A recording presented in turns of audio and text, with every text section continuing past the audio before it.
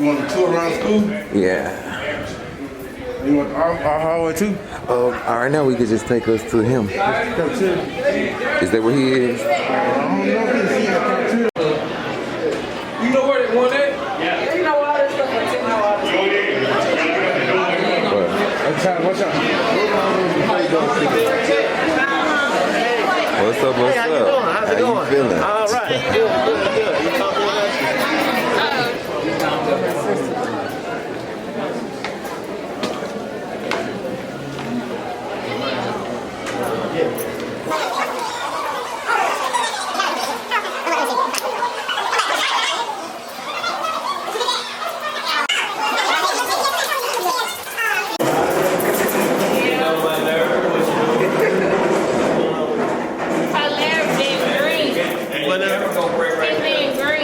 green. What's that mean? Well, she gonna be green. Hey, what's going on, man? I'll show you green. It'll be green in that grass. You said Jesus? Oh, we went to the we turned back around. You want to get set up? Yeah, well, Library, I need that's some fine. keys, or you want to go to the office? We get the keys. We get the keys, and then I can go and get to work on my little list. Brother Steve, how you doing, sir? All right. Thank you. Steve, you know what library keys are? No, I do not. They're probably in my thing. I know they're in there. I found them. No, don't go in there mess with my box, Dr. Hunt. He does the keys himself. Okay. Hey. Hello there. How are you today? He just How sells you that.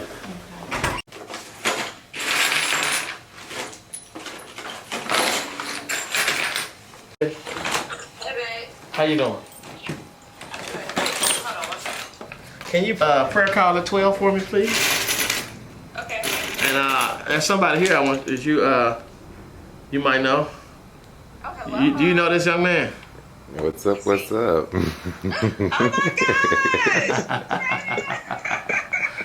Oh Here he is. How you feeling? How you I got this feeling? thing turned the wrong way.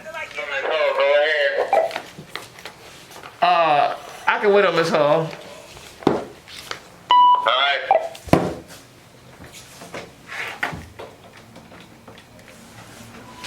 Jesus, please pardon this untimely interruption.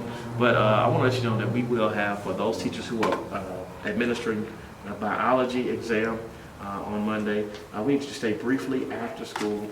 Won't take long at all. Just want to go over some things and some quick troubleshooting tips so that we can be all set for 10 ready tested. All right, thanks a lot.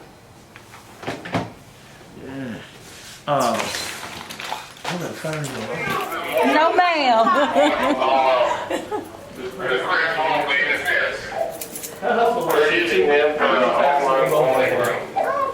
He's not here today. Hold on, with y'all. What's up with y'all? She went to lunch. Oh, she went to lunch. Okay. She should be back though. Okay, I thought I So saw I her. don't know what them more is. I don't know what. Listen, our school is under control. It's run like a well-oiled machine. You know, occasionally we have incidents, but just like anybody else. But for the most part, things are definitely under control. It's a safe and orderly environment, and a safe place to send your kids. A great place for kids to learn and grow. And so, you know, I love it. The people love working here. I love working here, and the kids love it here. So. Okay. What are some steps you are taking as the lead to lock that in? One of the things that we do to ensure the safety of students, you know, we have structure around where adults are stationed throughout the day, as well as we have check-ins and checkpoints. So safety is like the most important thing when it comes to running the school, first and foremost. If the school's not safe, you know, it's not school. Parents send their kids to school, and they want to know that while their children are at school, they're going to be safe and nothing's going to happen to them. And so that's why we spend that time to strategically ensure that our students are safe when they come to school. Yeah. Tell me about the library. Is this how it's always been? Is this new? Tell me. So we got this library remodeled maybe 3 years ago. The school had a rat infestation. Of course, it's public knowledge. It was on the news. It was televised.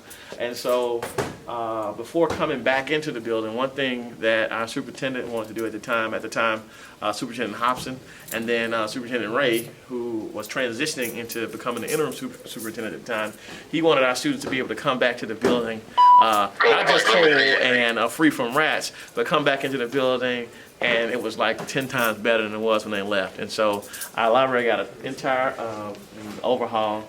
New furniture, new books, shelving, paint, et cetera, and then incidentally we named the library after the first librarian, Clara Adams Ford, who was the first librarian in 1980 when the school opened, and she worked here until I believe 2012, 2012 or 13, so she definitely did a lot of great things, had a lot of firsts.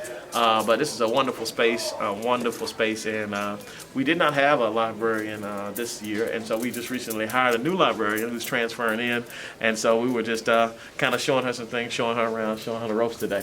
So, yeah. Okay. How did I get to Kirby? I got to Kirby in a very interesting way. I was the founding principal of Power Center Academy High School, which is right here in Hickory Hill. We founded that high school. I was there 6 years. We had some great success, great students, and at the end of that run there, I wanted to continue to work in Hickory Hill. I applied, and not many days later, I think because of the work we had done at Power Center, we were able to get a job right here in the district, right up the street. And several students came with me, some did not, and so we came to Kirby to try to build something great here in the Hickory Hill community. So now I've been in Hickory Hill 11 years. A lot of great things came out of it. The entire building was totally renovated. Everything was painted, all new ceiling tiles, brand new furniture. Everything was gutted, and so it ended up being a blessing for our students and for our school.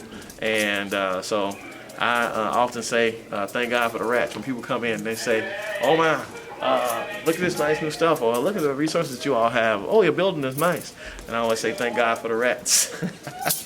Okay, so tell me, how did the rats, how did this spill over into the personal life as a planner or a leader for a facility or organization? I think, you know what, it sharpened the saw for me. It made me better because we had a lot of moving parts after that, because we had some students who had to attend the school at Kirby Middle, in the wing in Kirby Middle. I had a group of students who were at the old Du Bois Charter, and then I had my special education students, my AFS and FS students, who were at Southwind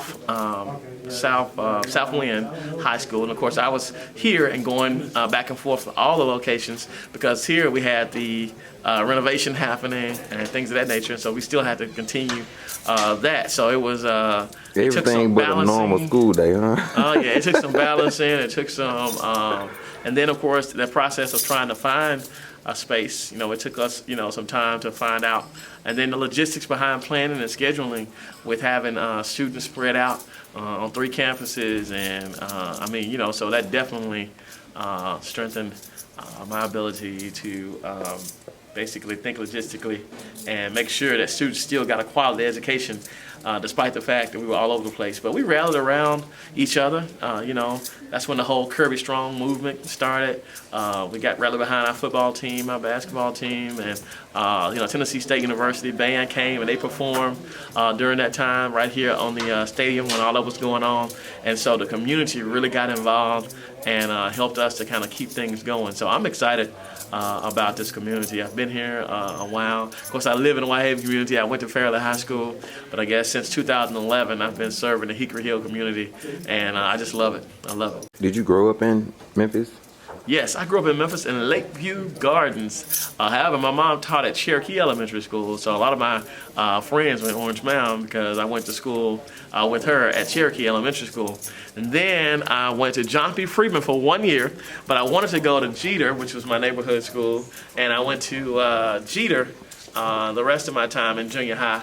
Left Jeter and went to Fairleigh High School, graduated from Fairleigh High School. I was Mr. Fairleigh. I was in the band. I was a drum major, and I went off to Tennessee State University and studied education there, music education. I worked in the school system in Nashville for about 10, 11 years before moving back here to Memphis to work in the school system here. Yeah. Is the school system something you knew that was for you? Nashville here? school system in general? How did you find yourself? Hey, it was what I was destined to do. It's what I was born to do. Of course, I pastor a church, and I feel like that's purpose. But I also feel like this is my ministry as well. So that's something I've always wanted to do. I went to school to be a band director, went to school to be a teacher. It wasn't something that I fell back on or fell into because I could do something else. It's what I wanted to do because I had some great teachers in my life who made the difference in my life, and so I wanted to turn around and do the same thing for others. Of course, my mom was a teacher. I was in her class in 5th grade, and so she was an excellent teacher, phenomenal teacher, and even just seeing the way she went about it, I mean, every day she was teaching students, and she would come home and grade papers, and I mean, you name it, so definitely had some great early influences. You know what I'm saying? Come this way. This is going to be real interesting. So these are some of our great teachers. What's that doing back? Get your butt somewhere and sit down.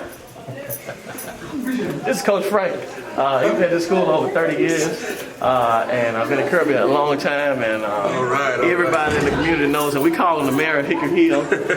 So he, again, he's probably taught a lot of these students' parents and their parents. So we're grateful to have him at Kirby High School. All right, Appreciate you. All right. How you doing? How you doing? All right, how you doing? All right. You see, he's old school. We don't really play. But this is gonna be something that may be a little interesting to you. I think this may be real interesting. And may make for something interesting. As long as you care to speak on it now. Yes, indeed. Come on in. How you doing? This is Mr. Paul Hill. Believe it or not, this is my former teacher. And he's come back to Kirby to help me out. He's retired from education, retired educator, over 40 years in education. And he's subbing now.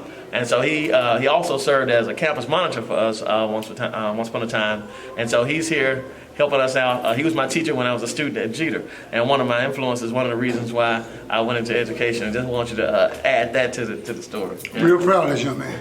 Nice to meet you. You never know what these kids are going to become. And teachers need to keep that on the top part of their brain when they're dogging them out. That same kid could turn around and cut the wrong leg off because he's a physician. See what I'm saying? So be real careful how you treat your kids. That's the message I would have for teachers. That's it. Okay? All right. Thank you very much. All right. Thank you. Next time y'all have some more meat out there. I appreciate you. Yes, indeed. And we didn't forget about your dad. I know you did not. It just, the lesson I learned, I can't put no cash money in the mail no more. Yeah, I got you. But we did it, because I'm a man of my word. It's all good. Okay.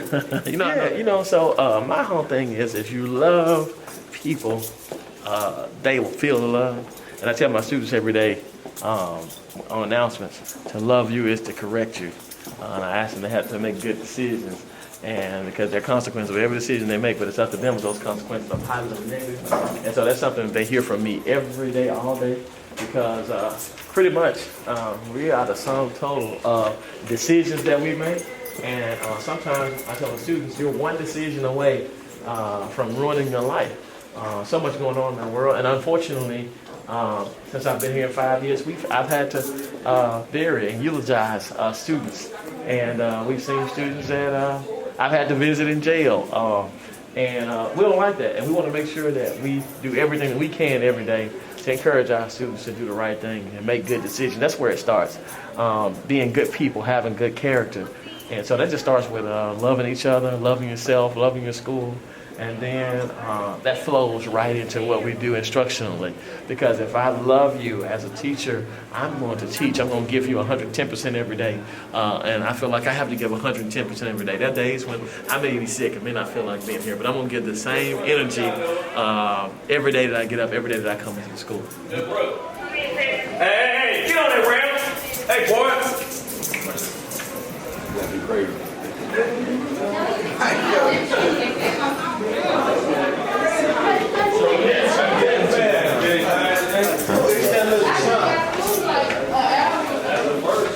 What I want to do is I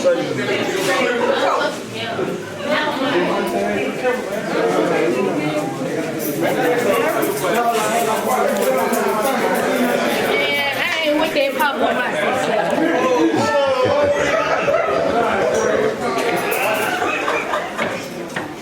I'm gonna give the football,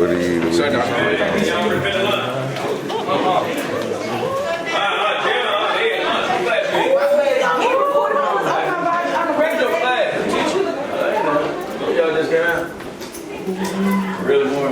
Yeah.